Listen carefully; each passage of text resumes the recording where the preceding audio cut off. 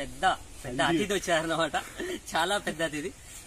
So అంటే నాకు ఒక 1 year ఇంటర్వ్యూ ఇస్తారనుకున్నారు, కానీ అనుకోకుండా మేము ఏలూరులో మన రవికాంత్ అన్న పుణ్యమా అని చెప్పేసి అందరం యూట్యూబర్స్ వాళ్ళందరం కలుసుకున్నామట. ఆ సందర్భంగా నాకు ఇంటర్వ్యూ చేసే అవకాశం వచ్చింది. సో ఇంతసేపు చెప్తున్నా ఎవరు ఏంటి అని అంటారు కదా, ఎవరో కాదు. అంటే మనకు ఎలాంటి కోళ్లు కావాలన్నా లేదా పొట్టేళ్లు కావాలన్నా ఏ బ్రీడ్ బాగుంటుంది, ఏ జాతి ఎట్లా ఉంటుంది ఏంటి అనేది ఒక చిన్న సాధారణ స్థాయి నుంచి ఒక పెద్ద యూట్యూబర్ గా ఎట్లా ఎదిగారు ఏంటి అన్నది చెప్పే ప్రయత్నమే ఇవాళ వీడియో అనమాట. సో మన ముందు అలీఖాన్ కేఆర్కే యూట్యూబ్ ఛానల్ సంబంధించిన ఫౌండర్, అలాగే దానికి సంబంధించిన మొత్తం ఏ స్థాయి నుంచి ఎట్లా వచ్చారు అనేటువంటి వ్యక్తి. సో అలీఖాన్ గారు మనతో ఉన్నారు. నమస్తే అలీఖాన్ అన్న. సో ఏంటంటే చూడ్డానికి చాలా సింపుల్ గా ఉంటారు, కానీ ఏ స్థాయిలో ఎదిగారు, అదే స్థాయిలో విమర్శలు ఎట్లొచ్చాయి, ఆ విమర్శలకు చెక్ పెట్టడము, అట్లా ఏ విధంగా తన స్థాయి ఎదిగారు. ఇంకొకటి ఏంటంటే ఈ మధ్య కాలంలో ఎక్కువగా ఈ చదువుకున్న వాళ్ళు ఈ రంగంలోకి రావాలని ప్రయత్నం చేస్తున్నారు. నాటుకోళ్లు అంటే నాటుకోళ్లు లేదా పొట్టేళ్లు, నాటుకోళ్లు పొట్టేళ్లు అంటే డైరీ. సో ఈ 3 రంగాలను కలబోతగా ఈ చెప్పే ప్రయత్నం ఈ వీడియోలో ఉంటుంది అనమాట. సో ప్రతి రంగంలో టచ్ ఉంది ఈ అలీఖాన్ అన్నకి. సో అన్నిటిని టచ్ చేసే ప్రయత్నం ఇవాళ వీడియో. చెప్పనన్నా ముందుగా మీ ఫ్యామిలీ నుంచి స్టార్ట్ చేద్దాం. ఎట్లా? సో అందరికీ నమస్కారం బ్రదర్. నేను ఫస్ట్ వచ్చేసి మన రవికుమార్ గారికి మనం అందరం థ్యాంక్స్ చెప్పుకోవాలా. సో మనం ఎక్కడెక్కడో పల్లెల నుంచి తిరిగి వచ్చాం, మన అందరినీ ఒక దగ్గర కలిపి ఈరోజు మనలందరినీ ఒకసారి గుర్తింపు తీసుకుని వచ్చి ఇక్కడికి కలిశారు. సో వాళ్ళ చాలా థ్యాంక్స్ రవికుమార్ గారు. మీకు మా లాంటి వాళ్ళందరినీ ఎంకరేజ్ చేస్తున్నారు. ఇలాంటి వాళ్ళు ఇంకా చాలా మంది ఉన్నారు. ఫస్ట్ ఆయన థ్యాంక్స్ చెప్తున్నా. సో బ్రదర్ మీరు అన్నారు ఫ్యామిలీ గురించి చెప్పండి. అంటే మీ ఊరేంటి, ఎట్లా మీ ఫ్యామిలీ ఎలాంటి ఉంది, సో మీ జర్నీ ఎట్లా స్టార్ట్ అయింది? బ్రదర్ నేను మన నెల్లూరు డిస్ట్రిక్ట్ నుంచి నెల్లూరు సిటీ మంది ఇస్లాంపేట అనేసి ఒక చాలా చిన్న విలేజ్. మా విలేజ్ టోటల్ గా పొద్దున్న లేస్తే పనికి పోయే బ్యాచ్. అంటే చదువుకున్న వాళ్ళు నా సెకండ్ జనరేషన్, నా తమ్ముడు బ్యాచ్ చదువుకుని ఉండేది. మిగతా వాళ్ళందరూ ఎవరు చదువుకోలేదు. నేను నా గురించి చెప్పుకుంటే నేను 7th 2 సార్లు చదివానండి. అక్కడికే ఆపేసాను. అవును, పరీక్షలు ఎక్కువగా ఉండేది. 7th క్లాస్ ఒకసారి ఫెయిల్ అయ్యాను, మళ్ళా ఎగ్జామ్స్ రాశాను, మళ్ళా ఫెయిల్ అయ్యాను. అది కూడా తెలుగు సోషల్లో ఫెయిల్ అయ్యాను. అది చాలా గర్వంగా ఉంటుంది నాకు చెప్పుకోవాలంటే. సో అక్కడి నుంచి చాలా తల్లిదండ్రులు, మా పేరెంట్స్ అనేది మా ప్రతి ఒక్కరికి నాకు తెలిసినంత వరకు అందరికీ ఫస్ట్ హీరో ఎవరంటే ఫాదర్. నాకు అదేవిధంగా మా ఫాదరే ఫస్ట్ హీరో. సో ఈ పనిలోకి వచ్చినప్పుడు కూడా ఆయన చేసిన సపోర్ట్ ఇంకెవరు చేయలేదు. కొత్తగా ఈ యూట్యూబ్ అంటే ఈ ఆవులు గేదెలు వెనకాల పడుతుంది. నా ఫ్రెండ్స్ కూడా ఈ ఆవులు ఎంత గేదెలు ఎంత ఇది అది అన్నారు. కానీ మా ఫాదర్ ఉండేసి ఆయన ఏం అడ్డు చెప్పలేదు. ఇప్పటికి కూడా నేను మార్కెట్కి వెళ్ళి కూరగాయలు తెచ్చింది లేదు. మొత్తం మా ఫాదరే చూసుకుంటా ఉంటారు. అంత బాగా సపోర్ట్ చేస్తూ ఉంటారు. మెయింటెనెన్స్ అనేది ఏందో నాకు తెలియదు అసలు. ఆ రకంగా పెంచారు నన్ను. అట్లా తిరిగాను నేను. ఏదో పనికి పోయావా వచ్చింది తీసుకొచ్చి ఇంట్లో ఇచ్చాం, ఆ రకంగా ఉండింది. సో బిఫోర్ మీ యూట్యూబర్ గా కాకముందు ఏం చేసేవాళ్ళు, ఎట్లా ఉంది? యూట్యూబర్ గా కాకముందంటే నేను 7th లో ఆపేశాను. అక్కడి నుంచి మెకానిక్ పని చేసేవాళ్ళు. Motor mechanic. కార్లు అంటే నాకు బాగా పిచ్చి అప్పుడు. సో కార్ మెకానిక్ ఒక 4 సంవత్సరాలు చేశాను. ఛార్జీలకి అవి సరిపోవటం లేదనేసి దాన్ని ఆపేశాను. సో ఛార్జీలు అవి ఎక్కువ అవడంలో ఆ పని సెట్ కాదనేసి ఆపేసి మళ్ళా కార్పెంటర్ వర్క్ అనేది స్టార్ట్ చేశాను. వడ్రంగి అంటారు కదా, అది చేశాను. మా గురువు గారు వచ్చేసి గోపి గారు అనేసి అరగొండ, చిత్తూరు డిస్టిక్ అరగొండలో ఉంటారు. ఆయన దగ్గర ఒక 6 సంవత్సరాలు 7 సంవత్సరాలు పనిచేశారు. సో చాలా బాగా చూస్తున్నారు. అక్కడ కూడా బాగానే ఇచ్చారు, జీతం కూడా బాగానే సంపాదిస్తున్నాను.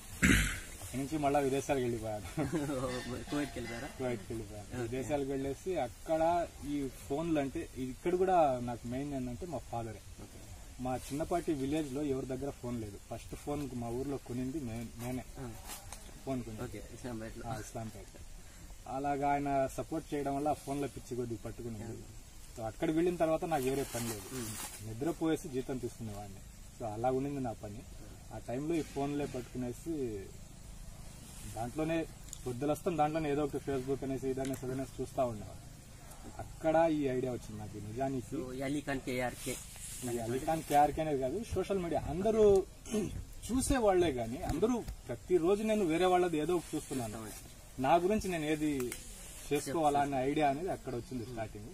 దానికి మెయిన్ రీజన్ ఫేస్బుక్ లో పరిచయమైన ఒక ఫ్రెండ్ ఈ ఐడియా అనేది విత్తనం అనేది అక్కడ పడింది. ఫ్రెండ్ నెల్లూరు సిటీ అతనే. అదే ఎర్లీ మార్నింగ్ 6 నుంచి రాత్రి 3 దాకా ఫేస్బుక్ లో లైవ్ లో ఉండేవాళ్ళం, చాట్ చేసేవాళ్ళం, చాలా ఉండేది. సో వాళ్ళు ఎప్పుడు చూసినా ఇక్కడ లైవ్ లో ఉంటావు, నువ్వే ఏదో చేయవచ్చు కదా అంటే అప్పుడు ఆలోచన అనేది పడింది.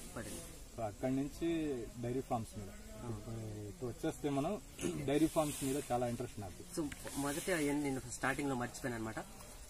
బిఫోర్ అంటే ఇంటర్వ్యూకి వెళ్లే ముందు నేను నిజాలు కొన్ని అంటే నా నోటీస్కి వచ్చినట్టు అడుగుతాను. కరెక్ట్ గా మీరు దాచుకోకుండా చెప్పగలరా?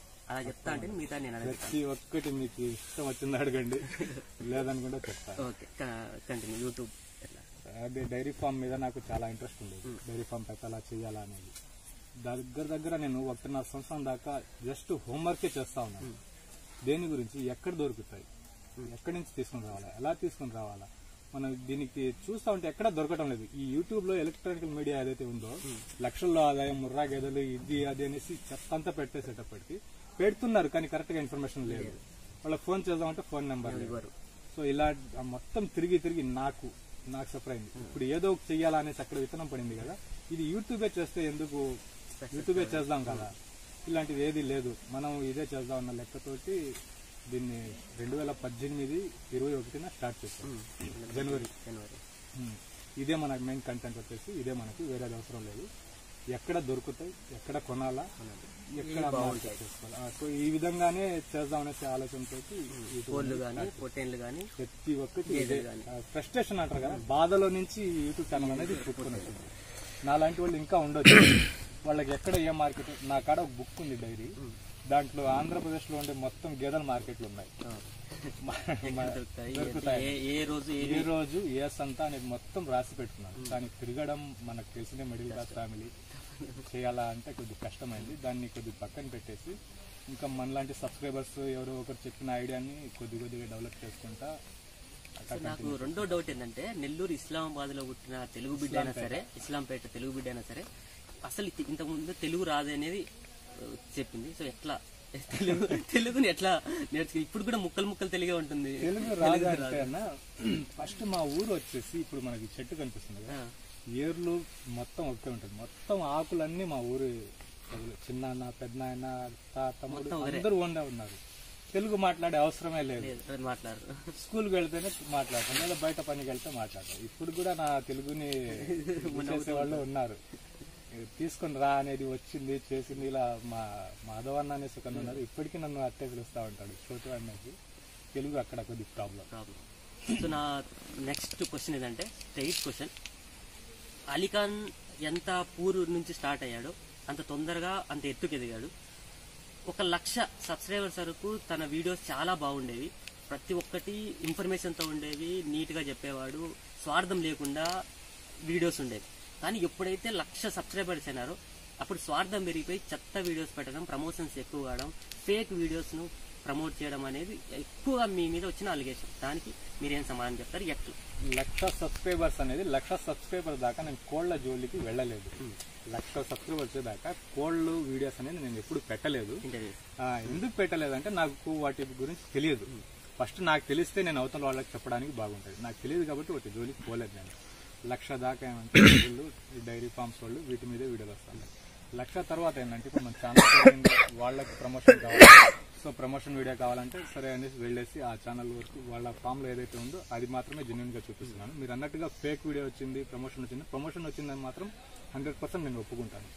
ఫేక్ అనేది అది మీకు ఆ ఫామ్ వాళ్లకు తెలిసి ఉండాలా. సో నేను చూసింది మాత్రం అక్కడ ఉన్నది ఉన్నట్టుగా చెప్పాను. 99% మొత్తం నిజాలే ఉన్నాయి. 1% నేను మొహమాటంగా అది బయటకు చెప్పలేక ఉండిపోవచ్చు, కానీ ఫేక్ అనేది సబ్స్క్రైబర్స్ కి వదిలేస్తాను. అది కానీ ప్రమోషన్ ఒకటి వచ్చింది ఏంటంటే, మిమ్మల్ని నమ్మి అంటే మీకున్న ఆస్తి సబ్స్క్రైబర్స్ రెగ్యులర్ గా 1,00,000 మంది, కానీ మిమ్మల్ని చూసే వాళ్ళు లక్షల్లో ఉంటారు. ఉన్నది సబ్స్క్రైబర్స్ 1,00,000 అయినా వ్యూవర్షిప్ ఇంకా అంతకంటే 10 ఉంటుంది. సో వాళ్ళందరూ మిమ్మల్ని నమ్మి చేసినటువంటిది. సో అట్లాంటి వాళ్ళు విపరీతంగా కామెంట్స్ లో కానీ ఈవెన్ గా ఈ మధ్య తీసినట్టు కొన్ని ప్రమోషన్స్ వీడియోలో విపరీతంగా తిట్టారు. వాళ్ళు ఎవ్వరికి సమాధానం చెప్పలేదు, ఇది ఖచ్చితంగా ఫేక్ అని 1కి 50 సార్లు ఈవెన్ నాకు కూడా ఫోన్ కాల్ చేసి చెప్పారు, మీరన్నా చెప్పండి అని. సో అది ఎందుకు అట్లా టర్న్ అయింది? ఎందుకంటే నమ్మకంతో మీ మీద పెట్టుకున్న నమ్మకాన్ని ప్రమోషన్స్ రూపంలో ఎందుకు కరెక్ట్ గా ఇన్ఫర్మేషన్ ఇవ్వలేకపోయారు?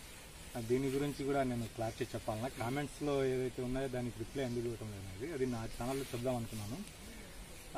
ఫస్ట్ మీరు అన్నట్టుగా నన్ను చూసేవాళ్ళు సబ్స్క్రైబర్స్ చాలా మంది ఉన్నారు. నేను ఇలా కాదు రెడ్డి నువ్వు ఇలా చెయ్యి అంటే కళ్ళు మూసుకొని చేసేవాళ్ళు కొన్ని వేలల్లో ఉన్నారు. సో వాళ్ళ నమ్మకాన్ని నేను ఏ రోజు అది పోగొట్టుకోను. నాకున్న ఇన్ఫర్మేషన్ జెన్యూన్ ఇన్ఫర్మేషన్ అయినా ఇస్తాను. ఈ కామెంట్స్ అనేది ఏదైతే చెప్తున్నారో మీరు, అది కూడా నా అదృష్టం ఏంటంటే నేను రిప్లై ఇవ్వాల్సిన అవసరం లేదు. నా సబ్స్క్రైబర్సే వాళ్ళకి రిప్లై ఇచ్చేస్తున్నారు. మీరు గమనించినట్టయితే నేను గమనించాను, అందుకోసం అది కాదు నేను ఏదైనా ఇవ్వలేకపోతే ఎవరైనా వల్గర్ గా మాట్లాడినా ఏదైనా చేసినా దానికి రియాక్ట్ గా మన విజయ్ గారు కానీ లేదా శంతన్ కానీ లేదా మన బ్రదర్స్ ఎవరైనా అంటే వీళ్ళు కాకపోయినా మన ఛానల్ చూసేవాళ్ళు దానికి ఆన్సర్ అనేది ఇస్తున్నారు. ఏంటంటే 90% కామెంట్స్ మొత్తం ఫేక్ ఫేక్ ఫేక్ అనే వచ్చింది. ఎట్లా ఫేక్ అలా కాదు, నేను ఒకటి మిమ్మల్ని అడుగుతాను, జెన్యున్ గా అన్నారు కదా, నిజం చెప్తారా? మీరు ఏదైతే కామెంట్ల గురించి అడుగుతున్నారో ఆ వీడియో పేరు ఏదో ఆ వీడియో గురించి చెప్పండి, నేను దాని గురించి చెప్తాను. ఇప్పుడు నేను నాకు తెలిసింది నేను చెప్పుకొని వచ్చాను. ఏదైనా రిమార్క్ ఉంటే నా సబ్స్క్రైబర్ అట్లా రియాక్ట్ చేసి రిప్లై ఇస్తున్నారు. లేదు పర్టికులర్ గా ఈ మధ్యలో వచ్చిన వీడియోలు అంటున్నారు కాబట్టి ఆ వీడియో గురించి చెప్పండి, దాని గురించి నేను చెప్తాను. ఏ వీడియో అది, ఏ దేని గురించి? కోడి పిల్లల గురించి. సో ఇంత ప్యాకేజ్ ఉంటది, సో ఇంత చేస్తారు, సో ఈ విధంగా వస్తుంది అనేది. ఆర్గానిక్ ఎగ్ గురించి. ఆర్గానిక్ కాదు, ఆర్గానిక్. అది ఎట్లా మోడ్యులేట్ అయిందంటే ఆర్గానిక్ ఎగ్ అనేది పడిపోయింది. ఆర్గానిక్ సారీ అందరికి ఏంటంటే ఆర్గానిక్ కాదండి, అది ఆర్గాన్ ఎగ్. పౌల్ట్రీ పేరు వచ్చేసి ఆర్గాన్ ఎగ్. దీన్ని ఆర్గానిక్ గా మార్చారు. రెండు వాళ్ళకి కాల్ చేసినా సరే ఇది ఆర్గానిక్ ఫామ్ అని చెప్తున్నారు. పేరు ఏంటంటే ఆర్గాన్ ఎక్స్, ఫ్రాంచైజీ పేరు ఆర్గాన్ ఎగ్, అంతేగాని ఆర్గానిక్ కాదు. గుర్తు పెట్టుకోండి. ఏంటంటే చాలా కన్ఫ్యూజ్ అంతా ఇక్కడే జరిగింది అనమాట. చాలా మంది ఆర్గానిక్ ఎగ్ ఇది ఆర్గానిక్ ఎట్లా అవుతుంది అంటే పౌల్ట్రీ ఫీడ్ బయట ఫీడ్ వేసి ఆర్గానిక్ ఎట్లా అవుతుంది అనేది కూడా చెప్పడం జరిగింది. అక్కడ కన్ఫ్యూజ్ అయ్యారు. ఇది ఆర్గానిక్ కాదు, వాళ్ళు కూడా ఖచ్చితంగా చెప్పారు. వాళ్ళ గురించి మాట్లాడుకుంటే వాళ్ళ పేరు వచ్చేసి ఆర్గాన్ ఎగ్ ప్రైవేట్ లిమిటెడ్ అనే సంస్థ అది. ఇంకా దాంట్లో మీకు వాళ్ళు ఓపెన్ గా చెప్పారు 14 వ్యాక్సిన్ అనేది మేము వేస్తామని చెప్పారు. లేయర్ ఫీడ్ ఇవ్వాలని నెల నుంచి అని చెప్పారు. ఇంకా చెప్పాల్సిందంతా చెప్పేశారు. వాళ్లకు నాకు కలిసిన ఒక పాయింట్ ఏంటంటే మీరు అన్నట్టుగా బయట ఫారం గుడ్డు మనం తింటున్నాం, దానికి 150 ఇంజక్షన్లు వేస్తున్నారు అనేసి నా కాడ ఉన్న ఇన్ఫర్మేషన్. 150 ఇంజక్షన్లు పెడితే అది గుడ్డు పెడతా ఉంది, దాని గుడ్డు మనం తింటున్నాం. మనం 14 ఇంజక్షన్లు ఇస్తున్నాం. 14 ఇంజక్షన్లు బెటరా 150 బెటరా? ఇప్పుడు బయట నాటుకోళ్ళు అనేది గుడ్లు అనేది చాలా మంది పెడుతున్నారు. పెట్టేసి నేను చూసింది బ్రదర్, మీ పేరు ఎత్తటం లేదు కానీ మీ గురించి చెప్తున్నాను. ఒక సబ్స్క్రైబర్ నాకు కాల్ చేసి బ్రదర్ 17 లక్షలు నేను ఇక్కడ ఈ నాటుకోళ్ళు అనేది ఏదైతే ఉన్నాయో వీటిలో పోగొట్టుకున్నాను. 17 లక్షలు నేను పోగొట్టుకునేసి నా సొంత స్థలం అమ్మేసి ఆ స్థలంలో కట్టిన బిల్డింగ్ లో రిసెప్షన్ లో కూర్చున్నాను. నేను అన్నాను ఎందుకు నష్టం వచ్చింది అంటే ఈ ఎలక్ట్రానిక్ మీడియా ఏదైతే ఉందో అప్పుడు స్టార్టింగ్ లో ఏవైతే చెప్పారో అవన్నీ చూసి నేను పెట్టేశాను.